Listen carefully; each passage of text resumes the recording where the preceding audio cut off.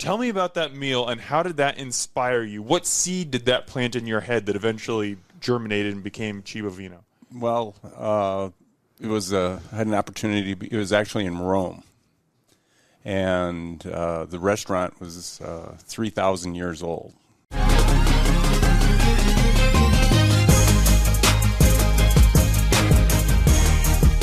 Hey there, Omaha. Welcome into another episode of Restaurant Hoppen. I'm your host, Dan Hoppen, and my guests today are a long-standing pair of people in the Omaha restaurant community who in 2023 came together to create something that the old market really needed, and that was kind of a comforting, homey Italian restaurant, and that's exactly what they've created in Cibo Vino.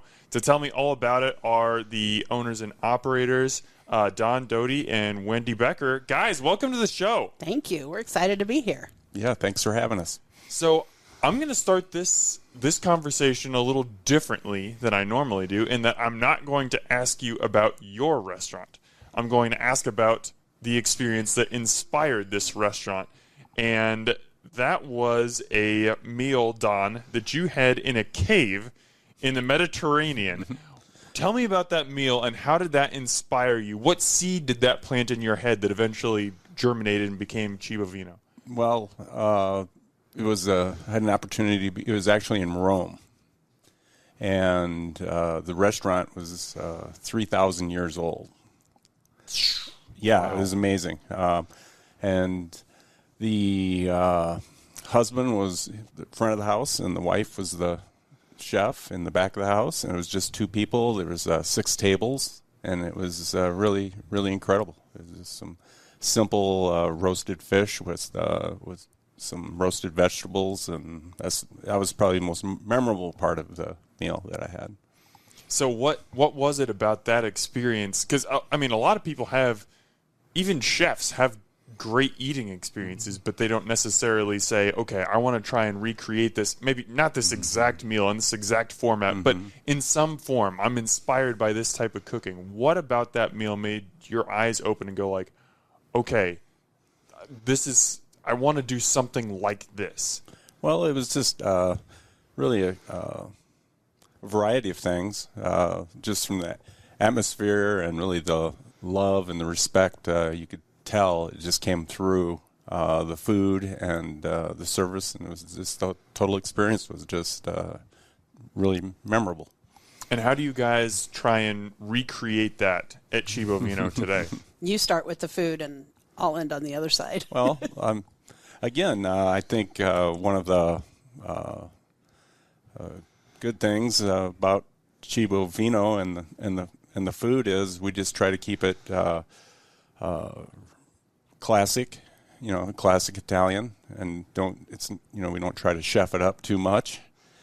Keep things clean, simple, and it's just been really well received. Well, part of that you're not going to, talk about, I guess, is the house-made bread, the house-made pasta. There isn't a bag of sauce that comes in. He crushes the tomatoes. All those sauces are made every day in the morning, fresh from basic ingredients. And he does all of that, and every sauce is made by him. And it's not coming in, a lot of places use a bag of Alfredo. That's not happening. This is all his creation. They're all his recipes. The bread, his brain, the pasta, the flour, all of that are his knowledge. All those things are his knowledge. And the thing that I do is have a great staff that brings that to the guest and engages the guest and talks to them and makes them feel at home.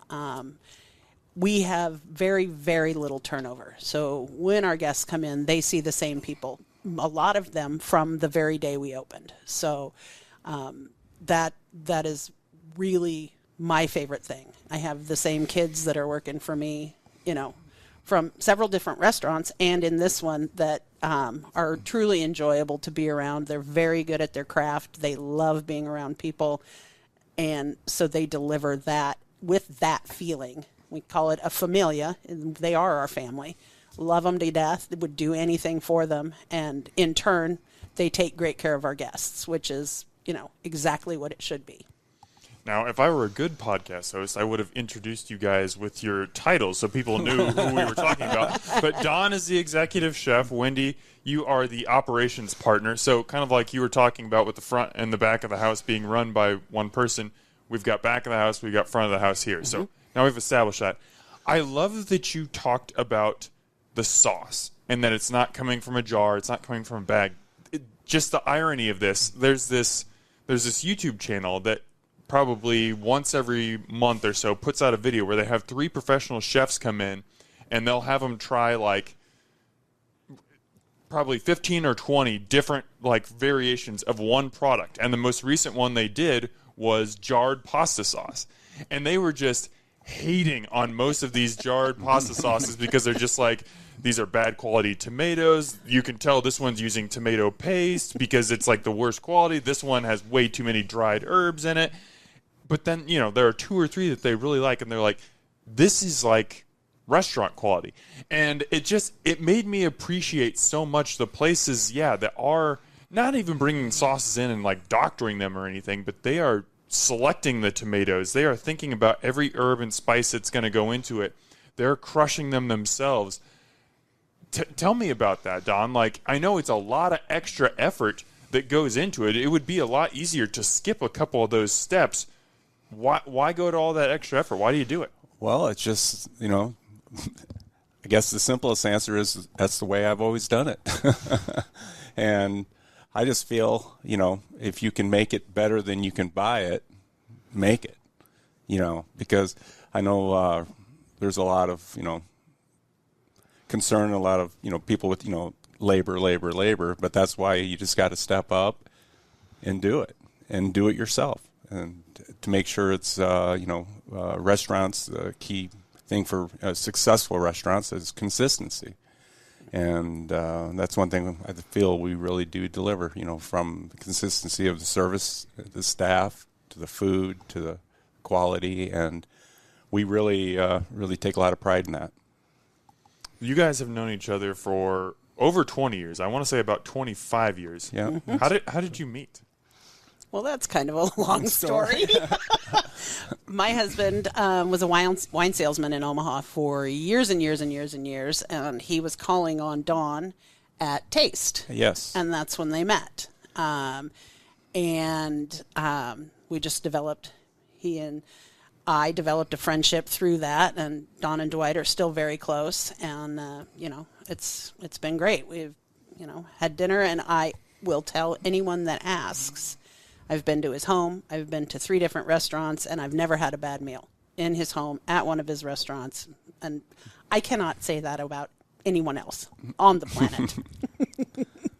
So you've known each other forever. Who brought it up? The idea of opening a restaurant. Don, you brought it up. Yes. Why? It was kind of, I was working for another company, and I was a corporate executive chef for a large national bakery. And it was just during COVID and everything going on. And I was just doing some research and thinking, and I was going, I got one more restaurant left in me. And I needed a really strong front of the house person. And the only person that came to mind was Wendy Becker. And I was kind of talked to her and kind of had twist her arm a little bit at the beginning, but it's been a really positive, it's been a great friendship over the years, and it's been great working together the last 3. So what were your initial thoughts, Wendy, and how did he get you to change your mind? Oh, initially? Absolutely not. I'm way too old to do this. I'm not starting over. I never want to work that hard in my life. And I loved my job that I was at. So it was the most difficult decision I ever made in my life. The best, but the most difficult. He and my husband and my children were pretty instrumental in going, you got to do this. You just have to. You'll never know unless you try. And they were right. I just was very reticent to jump. And they kind of pushed, and I went. So what does your partnership look like now at the restaurant? Well, I would say we communicate very well most times. Every friendship, partnership like this, there are, ups and downs. But I would say overall, we know exactly what the other one thinks. We're 90% of the time on the same page. And the expectation is the same. I expect amazing food out of him, and he expects amazing service out of my staff. And the two work very well together. Front and back of house are, even at the best restaurants, that's not usually a seamless relationship. Almost never. Yeah, there are always some things, like front of house isn't explaining the dishes correctly, back of the house isn't getting the dishes out fast enough. There's always a little bit of friction because those are so totally different worlds. You guys obviously each have kind of part of that domain. What do you do to smooth out that friction and really create not a seamless, because again, that's incredibly difficult to do, but as seamless as possible relationship between front and back of house? Well, I think it kind of starts at the top. And every day, if I'm in a bad mood, that sets the tone for the entire day, for the entire staff, front and back. Because when we're busy, I'm in that window watching that food come out, making sure the staff is there to run it, making sure the plates look perfect. And I love our kitchen guys and gals. We have a lot of gals, more gals than guys. And I adore them. And so we joke around and laugh. I try to keep a happy, upbeat, atmosphere. And, the front of the house staff does that too. They love those guys. They hang out, it's a really tight-knit, cohesive staff. And, they're all buddies. And they have a great time together. We have a softball team. Oh, really? Oh, yeah. Oh, yeah. You guys good? Oh, hell no. But at least you have a good place to celebrate afterwards, whether you win or lose. Absolutely. We try to keep it light and fun. I don't ever want anybody to leave, and one of my staff members or my guests to leave the restaurant and say, I'm never going back. I don't ever want to do that again. I just want to get in my car and go. Nope. I want them to leave and go, I can't wait to go back to work. That was so much fun. I made so much money. Or my guests say, oh, gosh, that was great food, great service. We can't wait to go back and celebrate, or just a date night, or whatever it may be. I want everybody to want to come back, choose to come see us. Wendy, obviously you're a longtime professional in this business, so I'm sure you've adapted this and grown in this over the years. But when you say, hey, it all, like, the environment at the restaurant, it starts with me and then trickles down to everyone else. 100%.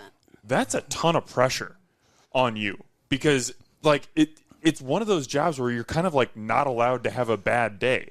If your parents are sick, or your dog died, or your car broke down on the way to work and you're just in a bad mood, like if you get to the restaurant and you let those emotions affect everyone else, like I said, it's just going to trickle down and affect the staff, to the customers, to the reviews online, like everything. How do you deal with that pressure of always having to be on? Well, everybody has a bad day. However, I try to leave it at the door or in the office, and I have gone in the walk-in and screamed. These things That's what happen. the walk-in's for. It's not really for keeping food cold. I don't cry in there anymore, but I do scream on occasion. And I did slam a door so hard one time my watch told me I took a hard fall. So, it's not always perfect, but I try very, very hard to leave that somewhere else and make sure they all know how much I care and that they're laughing. So... What draws you guys to Italian food?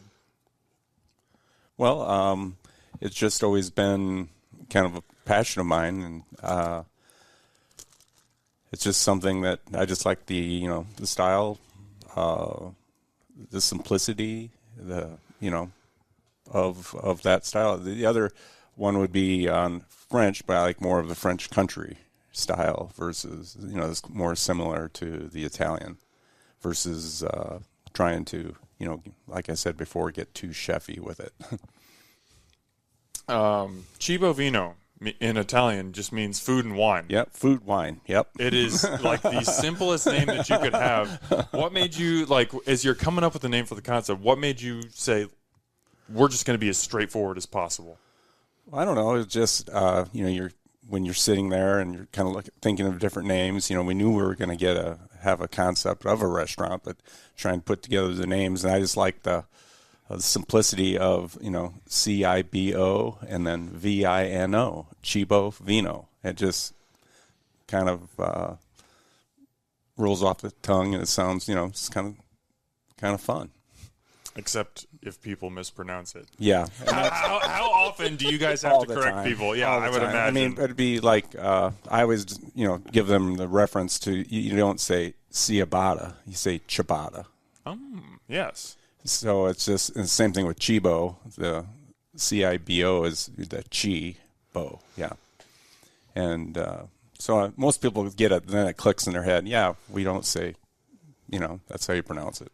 Well, I don't correct people. I just let it go. You just let them go? I mean, you know what it is. They could say Cibo Vino, and I know they're clearly talking about us. So if they're talking, I'm good. As long as, everybody knows that it's the same concept. Maybe they're getting the name slightly wrong. But, well, I mean, you guys are only 2.5, 3 years old. Like, this will come more and more over time, hopefully. I want to get into some menu items, and we're going to start with the least expensive thing on the menu. I love that you just brought up bread. Let's talk about rosemary focaccia. Yeah. Like, where did you... And, yep, that's the response right there, because that is such a good way to start the meal. Like, that is one of the better versions of focaccia that I've had in Omaha, especially if you get the burrata appetizer with it and start slathering some of that on the bread. It's wonderful. Tell me how you came up with that recipe and what made you decide, hey, there's only one bread on the menu. That's it. Mm-hmm. We're not going to do breadsticks like in a classic Italian restaurant, whatever. Like, this is going to be our bread. I don't know. Again, focaccia is another, staple in Italian cuisine. And because my experience, my 8 years working for a national bakery, I've kind of know my way around the bread. You know bread. I know bread. And I don't know. We worked, just kind of worked through. It's a simple process. There's no preservatives. There's no, just the 4 ingredients. So there's no real thing there. But I think that what makes ours very classic and very good is there's a lot of technique involved because of the simplicity of the ingredients. But with you got to have the right mixer. You have to, put the salt in at the right time. You have to know how to proof it correctly. The pre-shape, to the bake, to the quality of olive oil you use. All adds up to a really good product. How difficult is that to teach? Because you're someone, like you said, you've been working with bread for a long time. You've become quite proficient in it, but to teach someone else to do that, what's that like? And actually, it's my brother. My brother's the baker. Oh, really? Yes. That escaped me in my research. Yes, my brother Randy is the baker, and really he's another one. I had to twist his arm to come with me because he's never worked in a restaurant before, never baked before. He was a graphic artist, and then he said, I want to change. I'll come give it a try. But he just picked it up. I think he was kind of a natural at it. So really, it only took me, I bet you, less than a couple weeks, and he was on his own and making it, and he's just done it ever since day one. So wow. So, what you just mentioned with family working at the restaurant, that's kind of a through line for both of you. I know you both have children who actively work at the restaurant now. Was that intentional, or did it just kind of, like with Randy, did it just kind of happen along the way? Well, I think for my kids, they had both worked with me before in restaurants. My daughter was in Denver, and I twist your arm. Man, a lot of arm twisting happening to start Cibo Vino. Yeah, there is. We had to think, nobody volunteered. I just said, gosh, Denver's awfully expensive. I can pay you. Will you come home and be the general manager for us? And so she runs the joint, and mostly in the evenings, and I'm there on the weekend nights when it's really busy. And my son Sam also is there. He's a server. He was a busser in the beginning and a little host, and then, kind of progressed into, he's a great server. But he always tells people, this is my mom's restaurant. So so people tend to really like him because he'll answer all the questions and he can get, a little inside info going. So Sam and Emily are a big part of the team, and Randy's a huge part of the team. I mean, his precision and commitment to and pride that he takes in that product between the bread and the pasta and the cannolis, it's incredible. So we could not do this without our families. How much extra motivation does that give you guys to know that you're not just building something for yourselves, but you might be building something for your kids or for the next generation as well? It's huge. I love it. It's really fantastic. It can be a legacy for both of our families, and I think that's really important, and I'd love for it to be there very long term. What do you think, Don? Yeah, I agree. Just concur. Well, I mean, it's good, but it's it's really our name is or our LLC is Cibo Familia, so it's food family, and that's kind of to echo what Wendy was saying earlier is really it is a family affair, and the employees also, we want them to feel like they're family as well. It's really a team, and I know from speaking from the kitchen side of things, we have everybody, cross-trained. There's no, I don't want the culture in my kitchen. It's not my job. Every job and everybody. So if somebody's in the weeds, as they say, somebody will step in, get next to them, get them back going, and really that teamwork. Really, I think, reflects a positive working environment. What made you adopt that process? Because I feel like in a lot of kitchens, you have people that start usually pretty close to the bottom, whether that's even dishwasher, maybe garde-manger, maybe they're doing prep work in the mornings, and you just keep working your way up, and you keep working, and you learn different stations. You work a station for a couple months and then you get to move up or whatever. Mm-hmm. You're cross-training from the beginning and trying to get people to understand. Sorry, go ahead. Yeah, no, I mean, that's a good point. But most of the people, like going to what you were saying, it did start out as a dishwasher in the kitchen and then moves up. So if we, and then throughout the process, they're cross-trained and they know. And then in the same token of that, if our dishwashers, in the weeds, so to speak, line cooks will go back because they're all trained as dishwashers too, and help them out. So it's really a team, keeping it positive. Mm-hmm. So if we, lose a lead line cook, we don't go out and try to find another lead line cook. We just promote everybody and hire a new dishwasher. I like it. and like you guys said, you have very good retention, little turnover. So you're not, hopefully not often having to replace people. You are having people who have been in the restaurant for a couple years, who have experience on those different stations. I think that's really cool. Mm-hmm.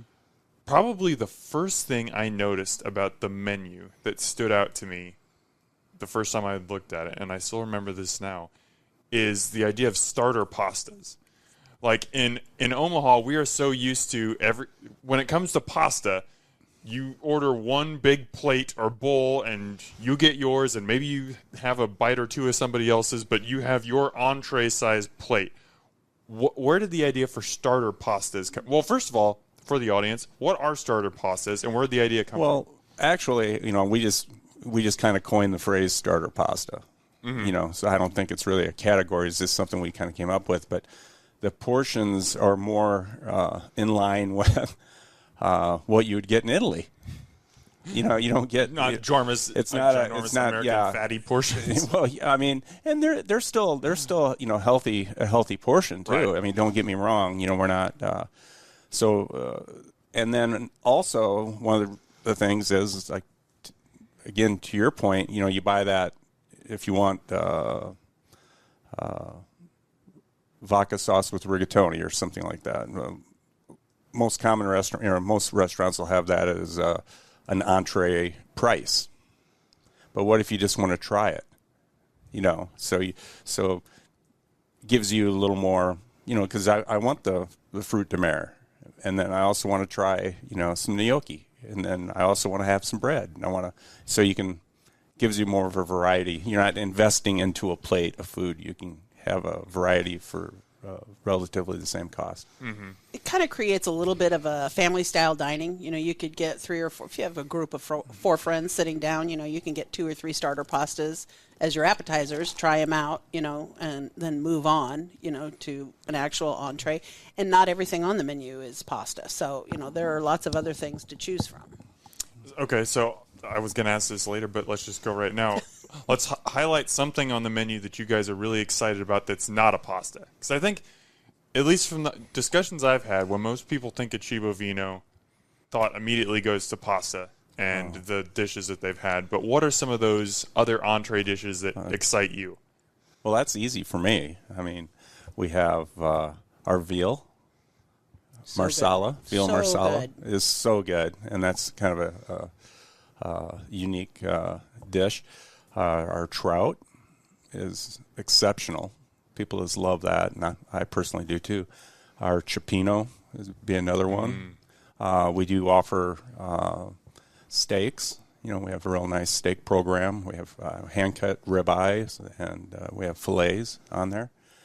I mean, really the variety, you can really, kind of pick your own way through. And then we also have our salmon dish that has been on the menu from day one, is really good, but it's just salmon with a light wine broth and vegetables. So if somebody wants to eat, real light, healthy, they have that option as well. Not everything has to be a pasta or a carb, so to speak. So.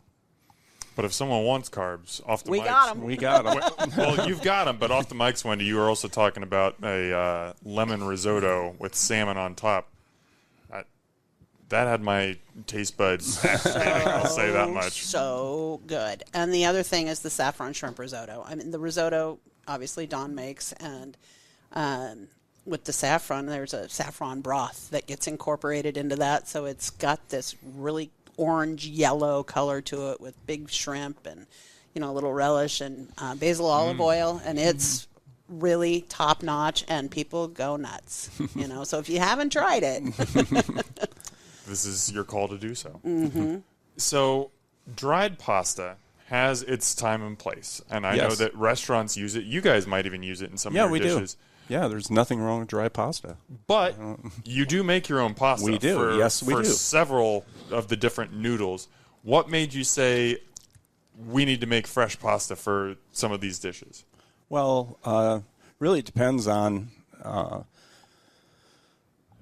would say just the quality. Because I want to get, take one step back. There's nothing wrong with dry pasta, for like a penne or rigatoni, things like that. You're trying to make those, a lot of people want to, wear the badge and say everything has to be fresh pasta. And then they try to do those shapes.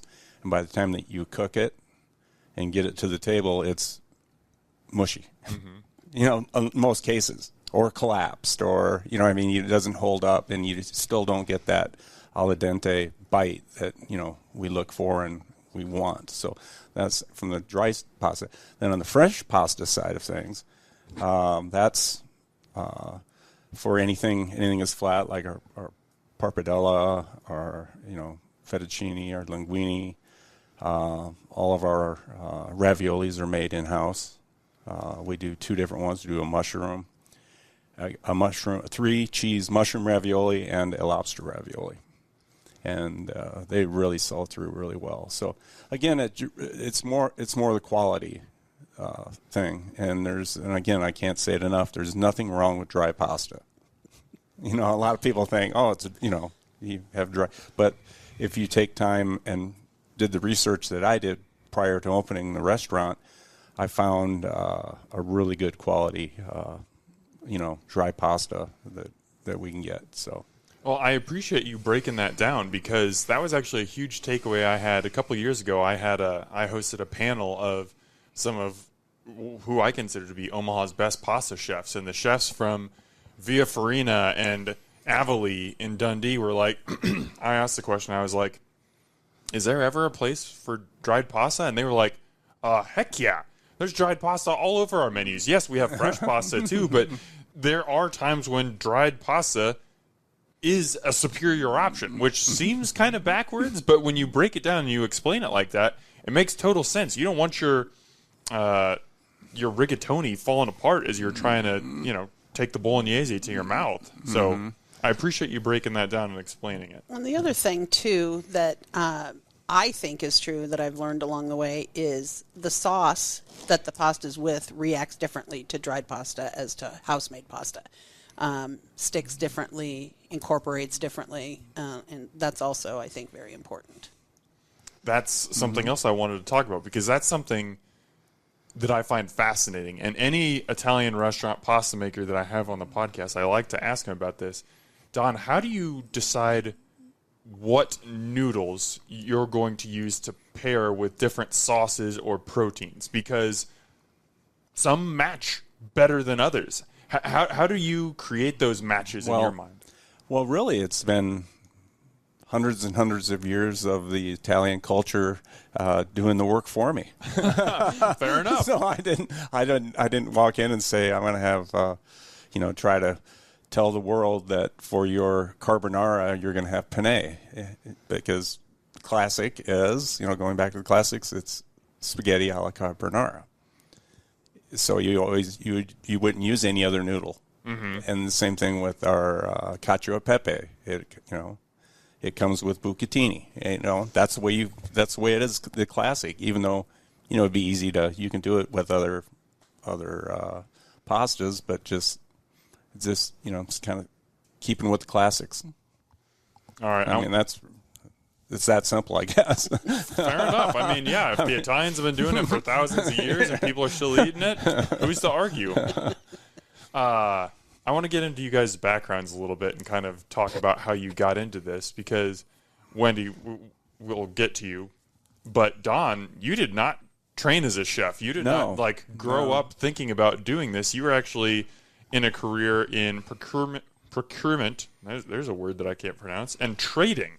Yeah. What inspired you to leave that career and pursue cooking? Well, it was, it was kind of evolved a little bit, and then I was doing that, and then I've always been kind of an entrepreneur at heart, very much so. It just kind of evolved, and then I had this other company that I was traveling quite a bit, and I was able to travel to Europe, and I was traveling to Asia and all over. And when I was doing that, I fell in love with food more than I was worried about what I was doing. So I knew it was kind of a clear thing for me to be able to step away from that, and I had an opportunity to take a couple years off, and read every cookbook I could get my hand on, and did a lot of dinner parties, and dinner parties turned into a catering business turned into a restaurant, and here I am today. So, what age were you when you left that career? I was, how old was I? I was like mid-30s probably, because I'm 63 now, so. I'm mid-30s. Yeah. Maybe this is my calling. I love food, too. No, I'm just kidding. That's what I find so fascinating, is because, I love food. Food is my favorite thing. I think about food and restaurants and where I'm eating next all the time. Mm-hmm. But there's never been a serious thought in my head where, I should leave my career and take up cooking or become a chef. What was that tug on your heart that made you say, this is something beyond an infatuation. This is this is real? Well, I don't know. I think it was happened for me anyway. I can only speak for myself, but I think it was a little more just kind of an organic process that doing things, and then when you do what you love, you never have to work a day in your life. Isn't that what they say? And then, but through dinner parties and through the catering and through this people, kind of liked what I was, putting in front of them, and that's encouraging. And it's just kind of baby steps. So it's just kind of an evolution versus it wasn't a one moment lightning struck saying I'm going to do this. Well, you mentioned that you just devoured cookbooks. I know that you're entirely self-taught. Mm-hmm. What did that? I mean, what? I can't even imagine what that process looks like. Like how many dishes you would have to cook. Like I can read 1,000 cookbooks, and I guess I would probably get pretty good over time. But I feel like I would still be an average home cook. Like, what did that process of growing your cooking game look like? Well, I don't know. I mean, I went through like a lot of dishes. I remember when this is, over 20 years ago when I was developing my lemon chicken piccata recipe. I literally did, because you take notes, you do an ideation, and then I did 24 different times before I got it and said, "This is it. This is what," and it's been like that from, that time going forward. So, and then there's other times that you see something and just kind of the light bulb goes off and say, yeah, I think that'll work. I think that is when you know that you're meant to do something, is if you fail that much and you still keep going at 23 times. Yeah. What? Like, I mean, there are a couple recipes I've tried where I've failed like 2 or 3 times and it still comes out decent, but it's not what I wanted. I'm just like, okay, well, I'm not doing that again. I spent 4 hours working on that and it was not at all what I intended. But you kept at it and kept working at it. Yeah, because, lemon chicken piccata is an important dish. It better be right. For sure. And then you got a chance to open a couple different restaurants. You opened Taste in Rockbrook Village and also Foodies off of 72nd and Cass. You also worked as the executive chef at Rotella's. When you look back at all those experiences now, how did they form you into this individual, just very unique chef that you are today? That's a really good question, because looking back, I have looked back a couple times and saying, like, how did I get here? And I just look back, and I couldn't have done, if I wouldn't have done, started catering, I could have never done Taste. And then if I then when I was doing Taste, without that experience, I couldn't have done Foodies. And then at Foodies, it's more of a casual lunch spot. We did sandwiches. It was pretty good wide variety the menu. But then when I sold that business and then took a position as an executive chef at Rotella's. I don't think I could have done as good a job there if I didn't have that experience at Foodies, doing, working with sandwiches, working with all the bread and all the products and things like that. So it's just kind of evolved. And then, of course, the Rotella Bakery is definitely a very strong Italian family. And working with them, and I actually the sugo sauce we use for our meatballs has actually been passed down for generations in the Rotella family, and they shared it with me, and that's the one I use at the restaurant. Wow! It's so that's yeah. I mean, high praise, to them, So, I mean, you can't, you always, you just kind of just grow off it, and one thing leads to another, and just let all of your past experiences, have kind of come together, and here we are.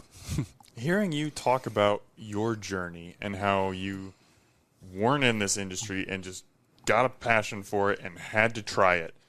How much more special does it make it for you that you're kind of obviously totally different circumstances, totally different ages, but you're giving that opportunity to your brother now? That you said he was a graphic designer, right? And all of a sudden he's making this amazing bread in your restaurant. How cool is it, having lived that yourself, how cool is it to see and to give that experience to him? Oh, yeah. I mean, no, it's just, that's what a great, great experience. And it's just a lot of fun. It's a lot of fun working with him, and he does such a great job. And yeah, it's good. Wendy? Wendy, let's talk about you. How did you get into this crazy industry? Oh, when I was 16. So a slightly different story. The day I turned 16, I went and applied for a job at good old Bishop's Buffet at Gateway Mall in Lincoln.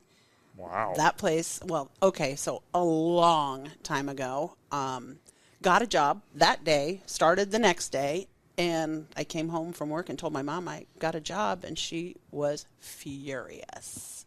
Really? Furious. So that kind of fueled my fire a little bit as 16, like when you're trying to, Be a rebel? Yeah, exactly. So I did that until I left for college in Fort Collins, and then I started working for Bennigan's. That's a long time ago, too.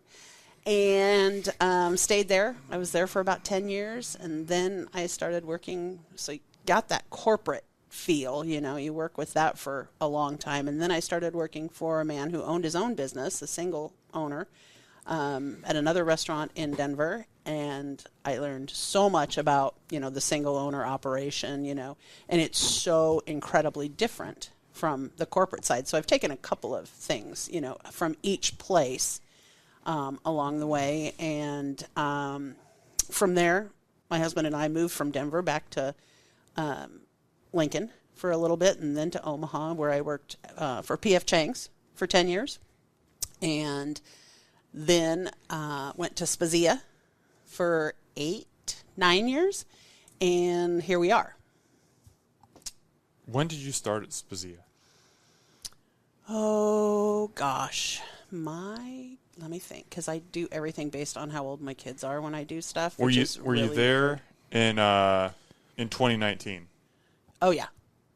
Okay. My wife and I, we had our rehearsal dinner? Yeah, we had a rehearsal. Did you know that? I didn't off the top of my head, but I would have planned it for you. Yeah. You would have worked with me. That's crazy, isn't it? Yeah.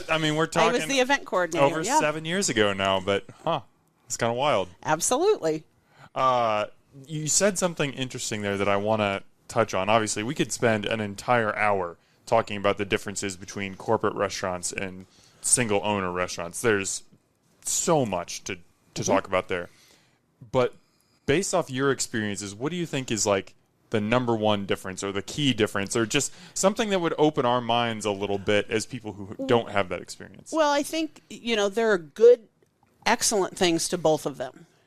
The thing that I loved about corporate restaurants is the amazing training that they develop and get into. And, there's a step-by-step, day-by-day process. And, that's incredible. The thing that I love about single owner restaurants, is the personality. They're a little less tight. They're a little more warm and friendly, and you don't have to have the exact same process at every single table for every server. They get to have personality. You don't have to follow this. If we get to the same end result, that's really all I want. I want you to talk to them about the menu. I want you to, talk about Italian butter, olive oil, balsamic, Parmesan, that kind of thing. I want you to do those things. But how you get there, that's completely your personality. The relationships you develop with your guests, completely your personality. That isn't something that you see frequently on the corporate side, that, individualism, and that to me is the part that I love the most, that we get to be very friendly with our staff. Obviously there are rules, every restaurant has rules of, all the personal interaction and all those things. But, you know, we get to interact with them on a much nicer, friendly level than, you know, in a corporate restaurant, you couldn't have my cell phone number if you worked for me. You'd have to call the restaurant. Every single person that works for me has my number. And trust me, they use it. So, I mean, I like the personal touch of the family-owned, single-owner restaurant as opposed to the corporate. But like I said, there are excellent, you know, attributions to both of them. Sure. Okay, I want to talk about Cibo Vino's origin story here. Dawn, it's your idea. You twist Wendy's arm. You both twist a bunch of other people's arms to get this thing off the ground. From what I can tell, based off social media, and correct me if I'm wrong here, but your opening day was May 16th of 2023. What do you remember most about that day? What memory pops to the front of your mind? Panic. Over anything specific or just in general? You know, I knew that it was, you just know when you open a restaurant, you're going to just try to do the best you can and pray to God you get to the end of the day and not everyone's crying. It's hard, you know, and my memory is that actually happened. We got to the end of the day. There were smiles on faces, and we knew we were going to come back the next day to fight another battle. So that's exactly how it worked. And, you know, ever since then, you build on that. But that first day, it's, you know, I think I probably walked 30,000 steps that day around the restaurant because I wanted to talk to every single person that came in, you know, and introduce myself and, you know, talk about the restaurant, thank them for coming in, thank them for being patient, you know, if their calamari took 15 minutes or, you know, if the server wasn't right there, Johnny on the spot with their water, you know, those kinds of things. What do you remember, Don? Well, the opening day was very traumatic. No. I'm giving you guys PTSD. Yeah, I know. It was hands down the hardest dinner service I've ever done in my life. But it was, you know, you don't know, you know, until you're in, you know, let's say live with that. You know, we've did, and everybody was kind of had a general idea what was going on, but when you get 8 tickets in front of you and people are, you know, new, they're not, you know, really know their stations that well, and you're going around and so it was tough, but we, like, you know, came in the next day, made, you know, saw there was several changes that need to be made, just on the execution side, you know, because you see your holes are pretty evident when you're, you know, live. You know, you try to think through, you know, you go through the process of trying to, you know, think of what everything, but you don't know until the bullets are flying. The bullets are flying, and even to this day, we, you know, make minor changes, you know, so we try to stay, you know, adaptable and try to see things that work, and we can do this better. And, you know, each day you just try to improve one little thing. Then over a year's time, you've made 365 improvements. Wendy, I'm very curious about something as front of house manager, because obviously it's one thing to, you know, create an organization and a map for the dining room and what servers are going to cover where and how the hostess is going to handle things. It's one thing back in the kitchen to teach your staff how to make pappardelle bolognese or to make the gnocchi pesto, to make all these dishes.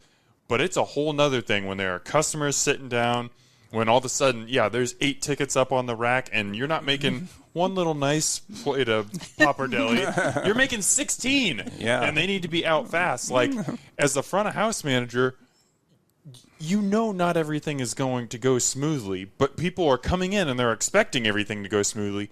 How do you kind of settle things down in the front of house and just keep that atmosphere where people aren't getting agitated, they're not feeling like something's wrong? How do you kind of mellow out the dining room?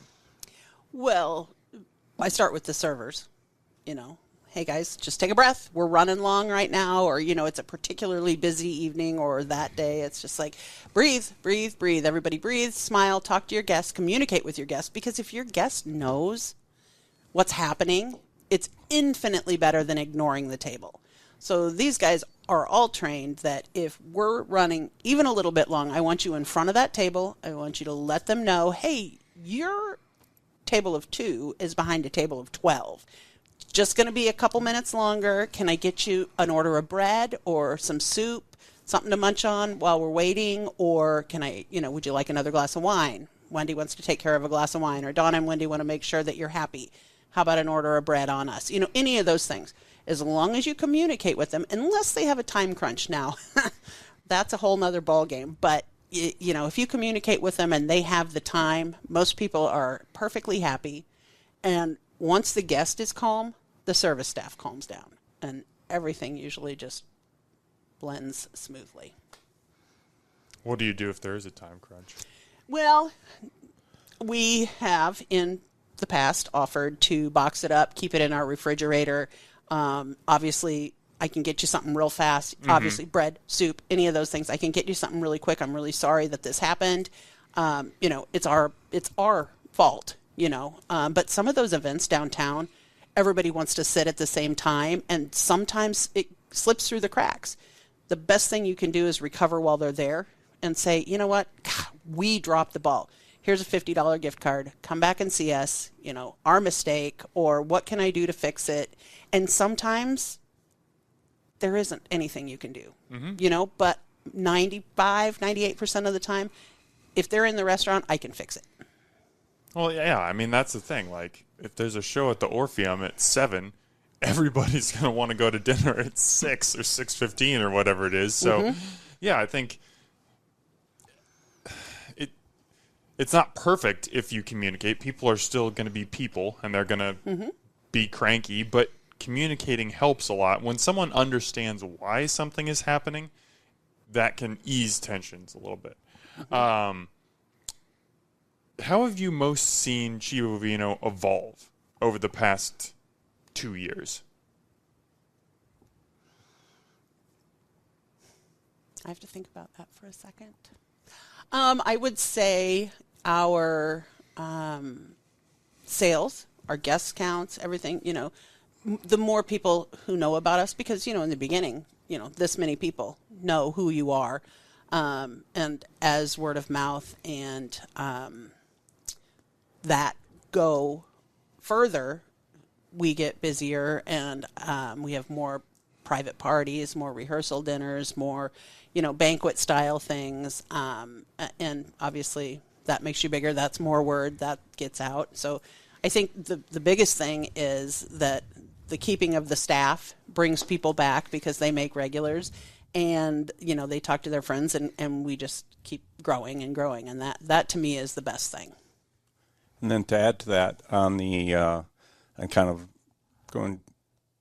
seeing how the menu is evolving over time. So we don't really do, let's say radical, seasonal menu. We're gonna strip it clean and start, fresh every 3 months, which is not uncommon. I like to have, let's say the core menu and then evolve it, and we evolve it through our specials that we run, and we, there are some that really have, great traction. They're going on the menu, and that's the way we've seen, so you're basically putting on things that are going to work and people like and well received, and the kitchen staff knows how to prepare them correctly, and so it's just over time, it just kind of evolves. All right, I got 2 more questions for you guys before I let you out of here that I like to ask just about everybody that comes on the show. Let's peel back the curtain for people. What is one thing that you feel like most guests or most just non-restaurant professionals don't understand about restaurant life that you wish they did understand?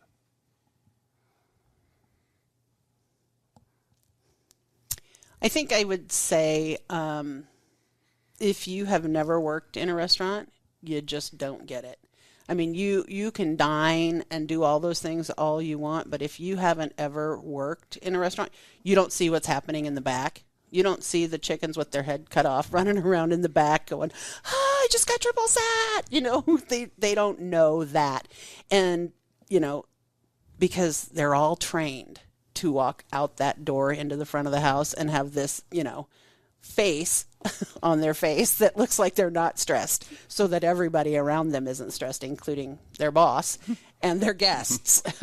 So, it'd be cool if you could just give some people a little glimpse as to what's happening in the back every now and again. Yeah. I have nothing to add to that.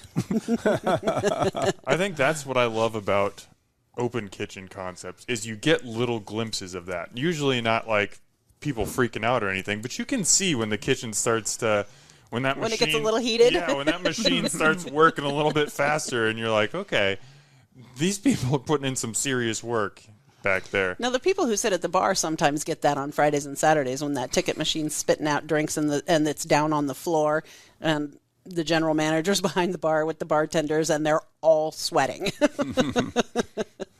And then to get you guys out of here on a positive note, what is your favorite thing about being a part of the restaurant industry? Oh, boy. I love our guests, and it's the people. I love my guests. I love my staff. That's really as basic as I can make it. I love taking care of people and giving them a super great experience and wanting them to come back and see us. And I love them all so much. It's so much fun. And regulars and my staff couldn't ask for better. Yeah, and I kind of the same thoughts about.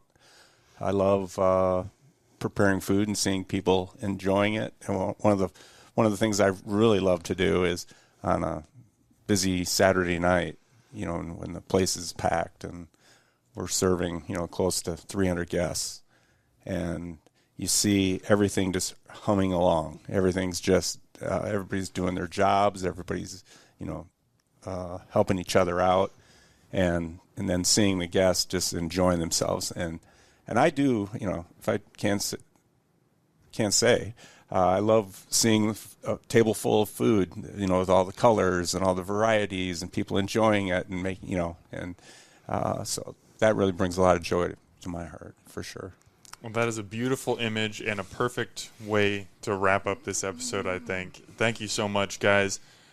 People, I have my kind of core Italian restaurants. I've got Dante and Semo and Avoli and Via Farina, and I was like, I'm pretty good with those. But we went to Cibo Vino, and Cibo Vino is now in that core of Italian restaurants. And not saying anything bad about those other places, but it was just a different experience, and it was really delicious. And just go get some focaccia. Just start with that. If all you want to do is just order 8 plates of the focaccia, you're going to have a good time. But you can get some starter pastas and share them. You can get some entrees, plenty of carbs. Go see these people. They're doing a great job. Dawn and Wendy, thank you so much for coming on the podcast today and taking the time. Thank you for having us. Thank you. All right.